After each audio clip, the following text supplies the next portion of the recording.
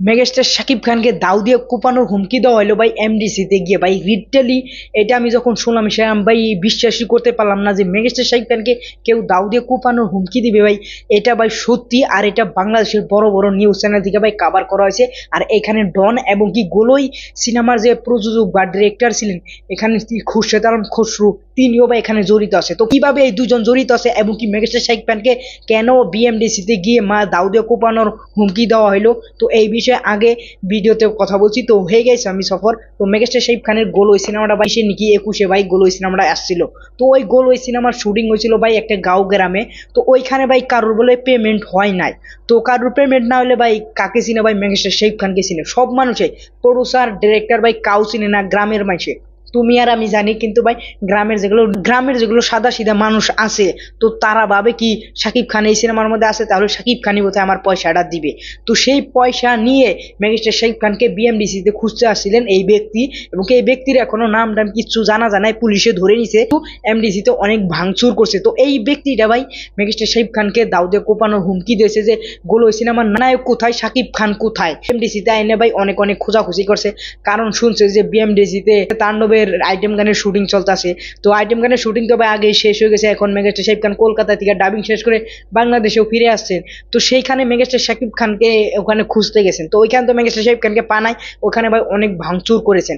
তো এই ভাঙচুর নিয়ে এবং কি মেগাস্টার শাকিব খান যে হুমকির মুখে পড়লেন, মেগাস্টার শাকিব খানকে যে একজন মানুষ নাফরত করলেন এবং কি অনেক হিংসা করলেন, তো এই হিংসার পিছনে কারণ কারা ভাই, আমি এখানে দাঁড়িয়ে খুরশেদ আলম খসরুকে। কারণ খুরশেদ আলম খসরু যদি সিনেমাটার শুটিং করে ফেলে, এই সিনেমাটার উনি প্রডিউসারও ছিলেন এবং কি উনি এই সিনেমাটা ডিরেক্টও করছিলেন। যদি এই সিনেমাটা ডিরেক্ট করে থাকেন, এই সিনেমাটা প্রযোজক হয়ে থাকেন, তাহলে এই সিনেমাটা যেগুলো বাকি ছিল, কার্ডস বাকি ছিল, যারা যারা পয়সা পায় তাদেরকে কেন পয়সা দেয় নাই, সেটার জন্য কেন মেগাস্টার শাকিব খান এত বিপদের মুখে। তো এটা আমার খুরশেদ আলম খসরুর কাছে ভাই প্রশ্ন।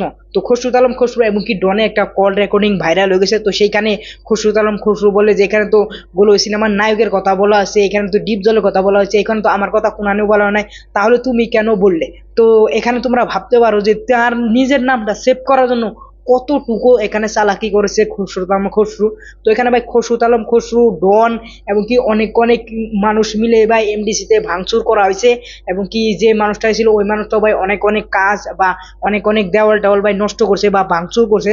তো এইগুলো সব দোষ হলো ভাই এখানে খুরশেদ আলম খসরু। তো আমার মনে হয় তো ওভারঅল মেগাস্টার শাকিব খানের উপরে যে বিপদটা আছে এবং কি মেগাস্টার শাকিব খানকে যেভাবে নাফরত করতেছে কিছু কিছু মানুষের কারণে, তো এগুলো দেখে আমি বাংলাদেশের সরকারের কাছে চাই যে মেগাস্টার শাকিব খানকে নিরাপদ দেওয়া হোক, যেভাবে ইন্ডিয়ার মধ্যে সালমান খান, শাহরুখ খান, আমির খান এবং কি আল্লু অর্জুন বড় বড় বিগ সুপারস্টারকে দেওয়া হয়, তো সেইভাবে জানি মেগাস্টার শাকিব খানকেও ভাই বাংলাদেশের একটা সম্পদ, একজন গৌরব, বাংলাদেশের মেগাস্টার, তাকেও জানি এরকম ভাবে সিকিউরিটি দেওয়া হয়, সেইটাই আমরা কামনা করি। তো ওভারঅল মেগাস্টার শাকিব খানকে তো পায় নাই, তো সেই কারণে মেগাস্টার শাকিব খান ওখানে বেঁচে গেছে, বা ওইখানে যদি থাকতো তাহলে সিকিউরিটিরাও ওখানে যেতে দিত না। কিন্তু মেগাস্টার শাকিব খানের তাও একটা ভয়ের কাজ করে, কারণ একজন মানুষ যদি দাও দিয়ে কোপাতে চায় তাহলে ভাই সব মানুষই একটু ভয় খায়। তো ওভারঅল এই ছিল ওভারঅল কাহিনী। তো এই কাহিনী নিয়ে তোমাদের কি মতামত সেটা অবশ্যই বলে যাবে, আর এই কাহিনীতে কে ভিলেন সেটা অবশ্যই বলে যাবে। আর যদি আমার এই চ্যানেলে নতুন হয়ে থাকে তাহলে অবশ্যই চ্যানেলটা সাবস্ক্রাইব করবে। পরবর্তী ভিডিওতে দেখা হচ্ছে। Thanks for watching, by.